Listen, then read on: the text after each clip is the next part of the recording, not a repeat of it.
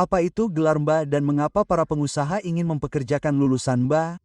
Dalam video ini, saya akan menjelaskan apa itu gelar master dalam administrasi bisnis, meskipun saya rasa sekarang seharusnya sudah cukup dikenal. Namun yang lebih penting, saya akan menjelaskan apa yang dipelajari dan diketahui oleh lulusan MBA yang mungkin tidak diketahui oleh non-MBA dan mengapa hal itu membuat mereka lebih kompetitif di pasar kerja. Jadi, tetaplah bersama kami.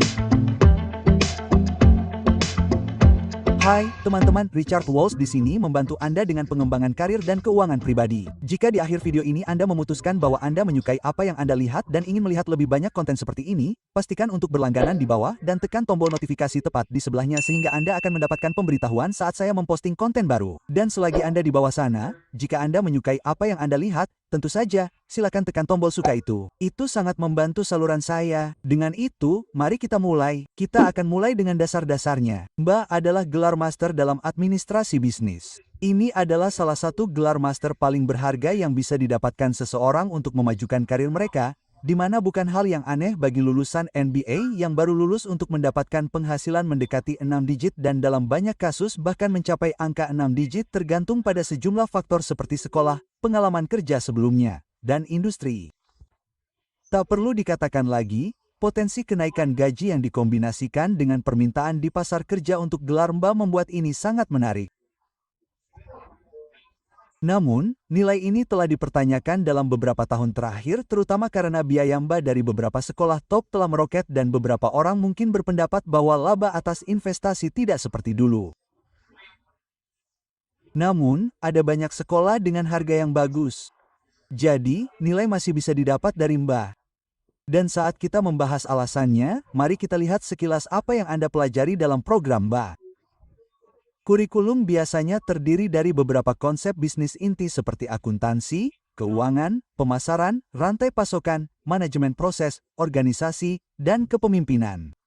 Sekarang, setiap sekolah akan menyajikan konsep-konsep ini dengan cara yang sedikit berbeda. Beberapa konsep mungkin sedikit tumpang tindih dan beberapa sekolah mungkin menambahkan beberapa pembelajaran di sini, tetapi ide umumnya adalah Anda mendapatkan pendidikan bisnis yang menyeluruh sehingga Anda menjadi pemikir dan pengambil keputusan yang lebih strategis dalam suatu organisasi.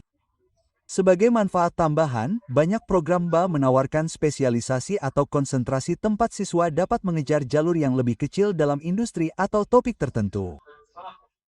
Contohnya mungkin analitik data, inovasi, real estate, pemasaran digital, dan perawatan kesehatan. Dan sebenarnya, daftarnya terus berlanjut. Ada banyak sekolah yang menawarkan banyak spesialisasi. Dan idenya di sini adalah Anda mengambil beberapa mata kuliah tambahan untuk mendapatkan pengetahuan dan keahlian yang lebih dalam subjek tertentu.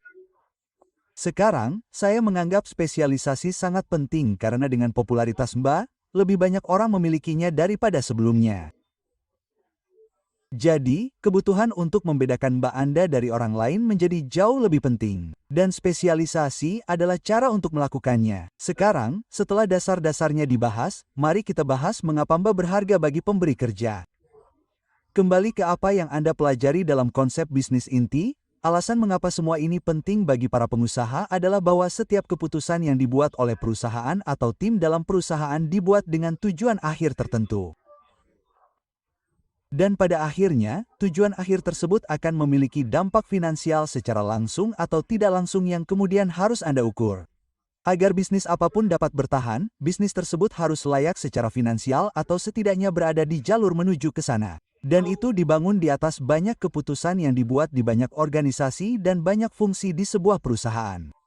Di mana gelar MBA berharga adalah bahwa semua konsep bisnis inti yang Anda pelajari terkait dengan hampir setiap fungsi di sebuah perusahaan. Dan dengan pengetahuan dan pemahaman tentang bagaimana satu keputusan dalam satu organisasi memengaruhi organisasi lain, Anda dapat menjadi pemberi pengaruh yang jauh lebih baik dan pengambil keputusan yang lebih efektif. Anda juga dapat mengantisipasi tantangan dengan lebih baik. Salah satu contohnya mungkin dengan kampanye pemasaran. Jadi, katakanlah misalnya Anda atau orang lain memiliki ide untuk mempromosikan produk tertentu untuk bulan Desember. Nah, yang cenderung terjadi pada beberapa perusahaan besar adalah beberapa fungsi agak terpisah satu sama lain, yang berarti komunikasi tidak sekuat yang diharapkan. Namun, sebagai seorang MBA yang baru lulus, Anda akan tahu bahwa mempromosikan produk ini akan menghasilkan laba atas investasi tertentu. Anda juga akan tahu bahwa Anda akan mengharapkan volume penjualan yang lebih tinggi di atas dan di luar yang normal. Namun, Anda juga akan menghubungkan titik-titik dan menyadari bagaimana hal itu akan memengaruhi rantai pasokan. Jika perkiraan yang buruk diberikan, baik terlalu tinggi atau terlalu rendah pada volume yang terjual, maka Anda dapat mengalami situasi di mana Anda memiliki pelanggan yang menunggu lebih lama dari yang diharapkan untuk produk yang dipesan kembali. Mungkin mereka akhirnya membatalkan, yang bukanlah hal yang baik untuk terjadi. Atau Anda memiliki banyak inventaris yang hanya tersimpan di gudang dan menimbulkan biaya hingga terjual.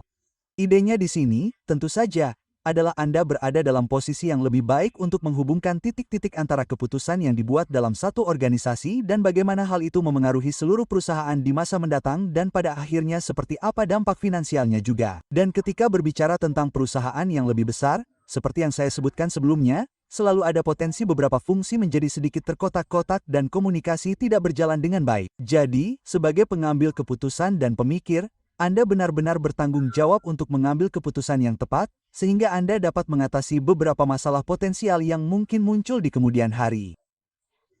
Pendidikan bisnis holistik inilah yang membuat seseorang kompetitif di pasar kerja dibandingkan dengan gelar lain yang mungkin lebih terfokus secara sempit. Dan itu tidak berarti bahwa tidak ada gelar M lain yang sangat berharga, tetapi MBA adalah yang paling serbaguna dan dapat diterapkan di hampir semua industri. Nah, setelah semua itu, ada dua peringatan utama yang perlu diperhatikan. Pertama, tidak semua pemberi kerja peduli dengan MBA. Hal ini umum atau lebih umum terjadi di perusahaan baru atau perusahaan rintisan yang menghargai pengalaman dalam mengenakan berbagai jabatan yang berbeda dibandingkan dengan MBA formal yang terstruktur. Hal ini dikarenakan adanya persepsi yang benar atau salah bahwa lulusan MBA sangat terstruktur dan berorientasi pada proses, yang mana sangat bagus untuk organisasi yang lebih besar yang membutuhkan hal tersebut untuk berhasil, tetapi mereka tidak akan cukup cekatan dalam lingkungan perusahaan rintisan. Artinya, dalam lingkungan perusahaan rintisan, proses belum didefinisikan dengan baik. Proses sedang dalam proses untuk didefinisikan, tetapi Anda harus segera mengubahnya. Dan sekali lagi, persepsi yang ada adalah bahwa lulusan MBA mungkin tidak dapat melakukan itu. Itu hanya persepsi yang mungkin dimiliki oleh beberapa perusahaan rintisan baru ini. Kedua, tidak semua gelar MBA sama. Setiap orang berada dalam situasi yang berbeda dalam hal tujuan karir, keluarga, keuangan mereka, dan apa yang mungkin merupakan program MBA yang sangat baik bagi satu orang mungkin sama sekali tidak cocok bagi orang lain. Sebagian dari itu adalah untuk mengatakan bahwa MBA peringkat teratas tidak tepat untuk semua orang karena berbagai alasan. Meskipun Anda mungkin akan dibayar dengan cukup baik, tentu lebih baik daripada sekolah lain manapun, itu tentu saja bukan jaminan dan biaya program juga merupakan faktor utama. Lalu ada beberapa program MBA yang meskipun murah, tidak berasal dari lembaga ternama dan bereputasi baik. Oleh karena itu, nilai gelarnya tidak sesuai harapan dan Anda mungkin akan berakhir di posisi bawah dalam hal gaji sebagai lulusan MBA baru.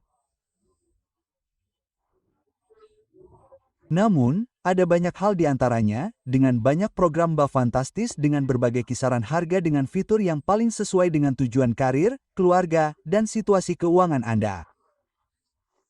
Kabar baiknya, saluran saya adalah sumber daya yang tepat untuk membantu Anda menentukan program mana yang tepat untuk Anda. Jadi, jika Anda belum berlangganan, pastikan untuk berlangganan. Teman-teman, beritahu saya di kolom komentar di bawah ini apa pendapat Anda tentang gelar MBA dan apakah Anda sendiri menganggapnya berharga atau tidak. Dengan demikian, terima kasih telah menonton dan sampai jumpa.